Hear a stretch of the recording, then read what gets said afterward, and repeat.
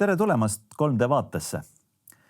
Sel korral ja 3 järgneval korral on mul hea meel teid tervitada üheskoos oma hea sõbra, kõrgema usuteadusliku seminari rektori ja doktorikraadiga Einike Pilliga. Tere tulemast sulle. Aitäh. Meie teemaks on Joosua ja meie lood.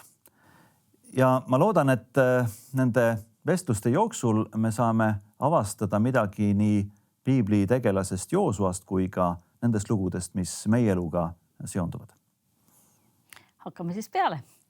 Mõne piibli tegelasega algab lugu peale juba nende varasest lapsepõlvest, nagu näiteks Moosesega. Aga Joosuast hakatakse rääkima, kui ta on noor mees. Kus ja millises kontekstis Joosua piiblipildile tuleb?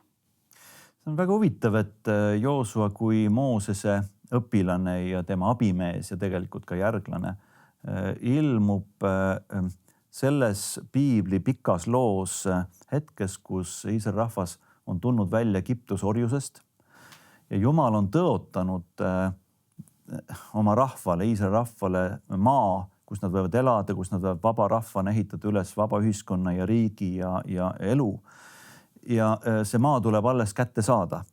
Ja Joosua on Moosese kõrval jälgides kõike seda ja piibel ütleb 2. Moosese 33. peatüki 11. salmis, et juba noorusest alates oli ta Moosese kõrval. Nii et me ei tea täpselt millal ja kuidas Joosua sündis, aga ta tuleb esile noore mehena Moosese kõrval.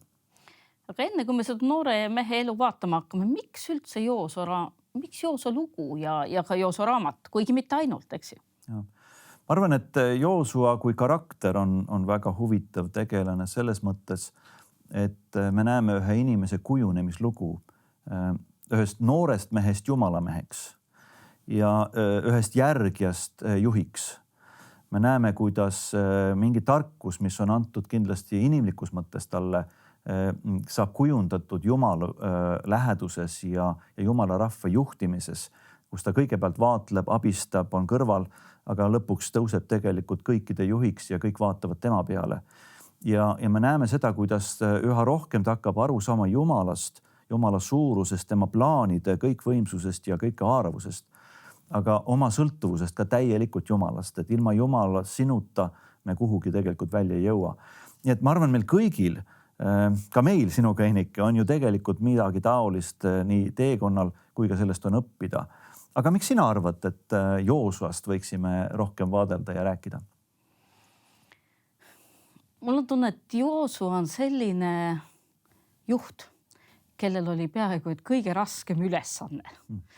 Kui vaadata kogu seda ebavõrdset jõudude seisu, vaadata, kuidas rahvast tuli motiveerida, et kui minu jaoks on ta muudatuste juhtimise üks põnevamaid näiteid koos Moosesega ja Moosese kõrval, et võib-olla sellepärast ja Joosua raamatus on väga palju selliseid julgustavaid sõnumeid ka, mis minu meelest ka tänapäeval väga oluliselt kõnetavad ja selles koolis, mida ma juhin, on üks tudeng, kes aeg-ajalt saadab mulle julgustavaid sõnumeid, niiviisi Messengeris ja tihtipeale ta võtab neid sealt Joosua raamatust. Et Joosua on selline juht, kelle enda elu on täis väga suuri väljakutseid, nagu sa ütlesid, ilma Jumalata ta ei suudaks neile vastu astuda, ta ei suudaks rahvast viia tõotatud maale ja samal ajal on see raamat, kus Jumal julgustab teda, julgustab selle kaudu meid. Ja võib-olla selles mõttes, Einike, ongi ju Joosua raamat või Joosua lugu üldse, sest ta esineb ka mujal piibliraamatutes meile väga inimlähedane, sest me kõik käime sarnaseid teid läbi ja see aitab meil piiblit võib-olla ka paremini mõista just sellest lähtuvalt, et iga tegelase, iga loo, iga raamatu juures on midagi, mis paralleelselt jookseb nagu meie elus kaasa. Ja me võime õppida, see on suurem tarkus, mis meil on antud läbi ka nende piibli tegelaste ja raamatu lugude. Aga mis sulle Joosua juures kõige rohkem meeldib või sind kõige enam kõnetab? Mul isiklikult kindlasti oma enda taustaloo tõttu on väga tähenduslik see, mis on Joosua öelnud oma loo lõpul tegelikult Jumala rahvale, et valige, keda te tahate teenida, ka mina ja minu pere, me teenime Jumalat. Ja see oli, kui ma olin noor mees, ma olin just abiellunud oma abikaasaga Ida-Virumaalt ja sealt naabertalust kutsus üks vana naine meid enda juurde, ta polnud mind kunagi kohanud.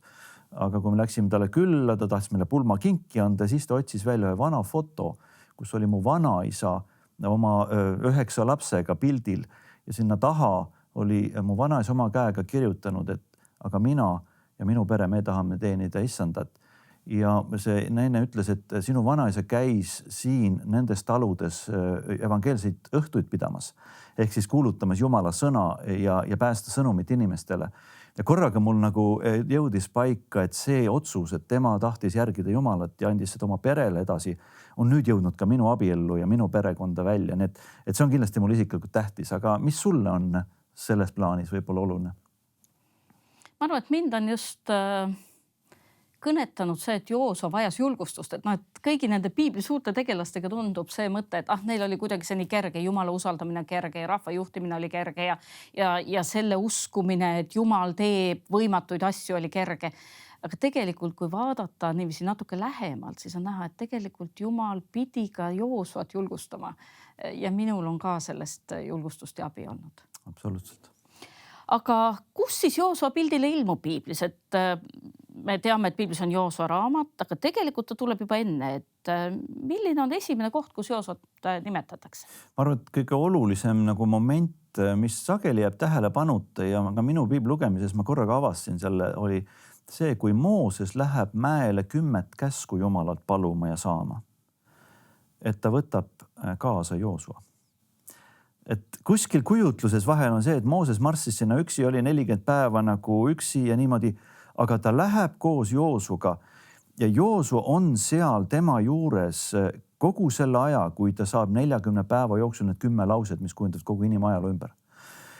Ja ma kujutan ette, et see, mida ta seal kaasa elas, mida ta läbi nagu elas, nägi, mida võib-olla vestlesid või küsis ta käest, eks ole, päevad ja ööd. Ja lõpuks need 10 lauset, need käsulauad ja siis, kui nad tulevad alla ja rahvas on teinud ebajumala ja Mooses lööb need nagu vihaga katki, seda kõike nägi Joosu pealt, lähedalt. Ja ma loeksingi piiblis selle piibli kirjakoha, mis on siis 2. Moosese raamatu 33. peatüki 11. salmis, kus öeldakse nii. Et Issand kõneles Moosesega palgest palgesse, nagu räägiks mees oma sõbraga. Siis Mooses tuli tagasi leeri, aga tema teener Joosua, Nuuni poeg, noor mees, ei lahkunud telgist. Ja see on see hetk, kus 10 käsku juba on kätte saadud ja Mooses hakkab ehitama üles koguduse elu, nii-öelda Jumala teenistust seal liikuva ja rändrahva keskel ja paneb kokku koguduse telgi, kuhu ilmub Jumala auhiilgus regulaarselt ja Mooses läheb sinna telki ja mitte keegi teine peale Joosu ei tohi seal olla ja siis tuleb suur pilv, Jumala lähedus, Jumala au laskub selle telgi üle ja kõik rahvas tõuseb püsti ja kummardub Jumala ette aukartuses. Aga Joosua on seal telgis sees. Ja me lugesime, et kui Mooses tuleb isegi välja, läheb rahva juurde ja juhib tegelikult seda rahvast ju edasi, siis Joosua ei lahku kunagi sealt. Ta vaatleb Jumala teenistust, ta näeb Jumala auhiilgust ja ta õpib tundma, et Jumal on tohutult suur, isegi aukartust äratavalt suur. Aga tal on midagi plaanis nii Moosesega, võib-olla Joosuaga juba sellel hetkel mõistetavalt ja rahvaga. Nii et Joosu õpib Jumalat ja tema suurust tundma seal samas Jumala läheduses viibides. Sinul endal meiega on olnud mõni inimene, kes sind on niiviisi enda kõrvale kutsunud vaimulikus teenimises ja kus sa oled saanud Jumalat selle pärast tundma õppida, et keegi on märganud või võib-olla kuulnud Jumala märguannet, et sind kaasa võtta? Ja kindlasti ma juba nimetasin oma vanaisa ja ma mäletan ühte õhtupalvet, mida ta meie perega alati pidas oma laua ääres piiblit avades, öeldes, et loeme nüüd. Ja siis mu vend, kes on must vanem, sai mõnel õhtul ka piiblit kaasa lugeda, et vanaisa ütles, et tule, sina oskad juba lugeda, tule ja loe. Ja ma mäletan seda õhtut, kui vanaisa ütles, et Meego, täna on sinu kord, tule loe sina ka. Ja see võbelus nagu, et kas mina üldse nagu suudan, tohin nagu selles osaleda. Et see oli võib-olla selline esimene hetk ja ma ei mäleta, kui vana ma olin tõenäoliselt esimeses klassis. Edasi kindlasti oma isa kõrval, ka kui ta oli veel noortejuht ja pastor, kes rändas noortega mööda Eestimaad Nõukogude ajal. Ja ta võttis kaasa meid vennaga ja tegelikult vahel terve perega ja ma kuulasin tema jutlusi. Ma vaatasin, mismoodi tema inimesi teenib ja neid teist palvetab. Ja ma ei teadnud, et see kunagi saab olema minu tee ja töö, aga ma arvan, ma kujunesin selle kõige kaudu. Ma arvan, et Eldur Kajast, tänane Oleviste koguduse pastor, on olnud minu jaoks väga oluline inimene, kes kutsus enda ümber hulga noori poisse tegi bändi ja ütles, et me teeme seda Jumalale. Ja neid inimesi on tegelikult veel olnud, kelle peale ma võiksin täna tagasi vaadata ja öelda, et nende kaudu olen ma õppinud Jumala lähedust ja suurust tundma. Aga ma usun, et samasuguseid inimesi on sinu elus olnud, et Enike, oskad sa mõne näitega täna siia tuua? Mul on ka päris mitmeid. Ma arvan, et ka see kodu, kus ma tulen, mu vanavanemad, ema, isa mõlemad, aga võib-olla mulle kui tüdrukul oli isa julgustus eriti oluline. Ja isa siiamaani ütleb mulle vahel, et ka Jumala rahva seas peab inimesi kasutama vastavalt andidele ja see on mul on väga oluline sõnum, millega ma olen üles kasvanud, aga ise olles kasvanud Oleviste koguduses, ma olen mõelnud, et meil lasti väga palju seal noortena teha asju, bändi samamoodi ja ma mäletan, mul oli pikka aega pühapäevakooli õpetaja, kes sügaval nõukogude ajal alustas meiega tunde ja siis ühel hetkel ma ilmselt olin varateismeline, kui ta ütles, Enike, tee nüüd sina tund. Ma mäletan veel seda kohta, kus me olime, ma mäletan seda tundi, ma mäletan seda, et ma oma meelest proovisin siis seda oma parima tahtmise järgi või viisi järgi teha, aga ma unustasin see loo põhipointi ära või ma panin täiesti rappa sellega. Aga ta kuidagi mulle andis niiviisi tagasisidet, et mul kadunud tahtmine ega isu ära, et Joosua loos me siin ei loe, et oleks millegagi hullusti rappa pannud. Aga tegelikult tal üks eriarvamus siin Moosesega oli. Ja tõepoolest, ja ma mõtlesin just sind kuulates, et siin on nagu jälle mingi paralleel, et kui me loeme seda sündmust, kus Jumal tahab näidata oma auhiilgust kogu rahvale ja ta laseb 70 meest Iisraeli peavanematest kirja panna, nimekirja lausa, ütleb, et nad tulgu kõik kogu see telgi ümber ja siis ma räägin sinuga otse näost näkku ja see vaim, mis on sinu peal, püha vaim, selle ma tõstan sinu pealt ka kõikide nende 70 peale. Ja siis juhtub selline asi, et 2 nendest nimekirja pandud meestest ei jõua kohale millegipärast, nad ei ole seal telgi juures. Ja kui Jumala auhilgus ilmub ja vaim tõstetakse nende 7 peale, siis korraga need 2 meest, kes on kuskil mujal hoopis rahva keskel, hakkavad ka Jumala vaimust prohvetlikult kõnelema. Ja keegi noor poiss jookseb sinna kohale, ütleb, vaadake, mis nüüd sai, et nüüd on siin 2 meest on üldse kogu telgist eemal, nemad räägivad ka prohvetlikult. Ja Joosua, kes on kogu aeg olnud Moosese kõrval, kes on kogu aeg nagu näinud, kuidas Jumal toimib ja tõenäoliselt omandanud ka mingisuguse pädevuse. Ma tean, kuidas Jumala asjad käivad. Ütleb, et Mooses, keela nüüd, et need 2 meest ei tohiks enam seda teha. Ja Mooses ütleb, et miks sa ägestud minu eest? No mõnes mõttes, et mina juhin kogu seda tegelikult protsessi praegu inimesena. Ja teiseks, et minu igatsus, palve oleks see, et kogu Jumala rahvas räägiks prohvetlikult. Ja siin on viide mõnes mõttes ka Joeli raamatusse ja 4 püha päeva, kus öeldakse, et kui Jumala vaim langeb pärast Kristuse lunastust, ülestõudmist ja taeva minemist kogu koguduse peale, et siis kõik räägivad prohvetlikult, olgu need noored või vanad, olgu need naised või mehed, olgu need isandad või ümardajad.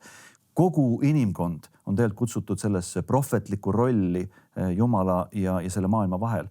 Nii et Joosua pidi õppima tegelikult ka nendest väljakutsetest, kus ta võib-olla ebaõnnestus ja seda enam võib-olla ta mõistis, kui suur on Jumal ja tema plaan selles maailmas.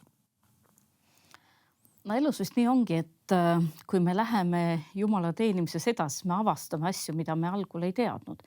Kas sul on mõni selline kogemus, kus Jumal on sinu vaadet avardanud? Võib-olla mitte nii nagu Joosual, aga kuidagi teistmoodi.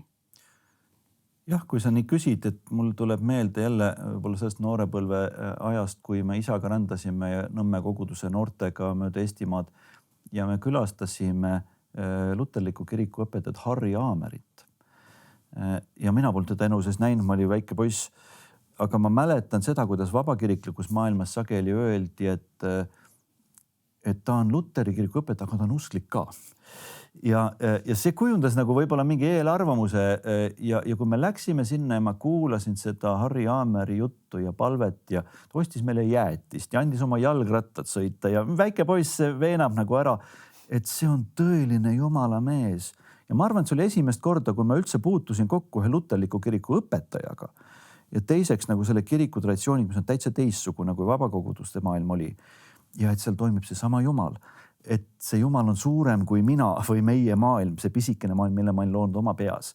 Ja et Jumala plaanid on palju kõik kõlvamad, kui ma seni olen arvanud. Aga kindlasti on sulle ka selliseid nagu paradigma nihke või sellise avardumise kogemusi olnud, et midagi sellest. Minu jaoks on väga olulist rolli mänginud ka õikumeeniline suhtlus. Mul on eri kirikutes sõpru, kellega mul ei ole mingit kahtlust, et me teenime sama Jumalat.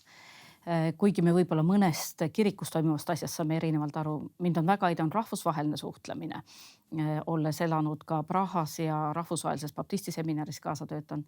Aga võib-olla üks asi, mida ma tahaksin tuua täna näitena, on see, et kohalikus koguduses kaasa teenides tuli üks päev minu juurde üks meie liidu pastor ja ütles, et Heinike, mul on sulle Jumalalt sõnum, et Jumal ütleb, et ta tahab sind kasutada enam kui su oma koguduse jaoks.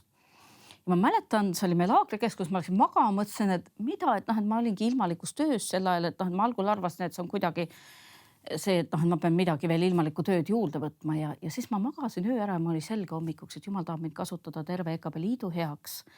Ja siis ma ütlesin jah rektori tööle ja see sõnum oli mulle väga oluline, et mõnda inimest kutsutakse laiemalt teenima. Tänu Jumalale, et see on niimoodi sinu elus olnud ja ma usun, et sellest on tõepoolest tulnud palju avaram õnnistus kui lihtsalt, et oleksid teeninud ühes konkreetses koguduses kogu oma elu. Ja võib-olla siit me võiksimegi võtta tänase Joosua ja meie loo kokku sellega, et tundma õppida Jumalat tuleb otsida tema lähedust. Ja tuleb olla nende inimeste lähedal, kes tunnevad Jumalat, kes teenivad teda.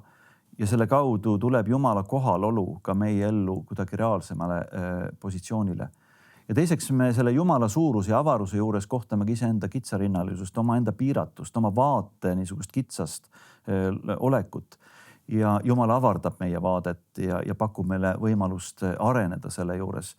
Ja kui Joosua kunagi hiljem, kui nad on juba tõotud maale jõudes, ütleb kogu Jumala rahvale, et ma tahaksin, et kõik maailma rahvad õpiksid tundma sellist suurt Jumalat, nagu teie tunnete. Et siis ongi see missioon, see visioon, mis meil võiks olla ka, kui me õpime tundma Joosuat ja tema lugusid. Nüüd on võimalus meil nende mõtete üle arutleda ja järgmisel korral läheme juba edasi.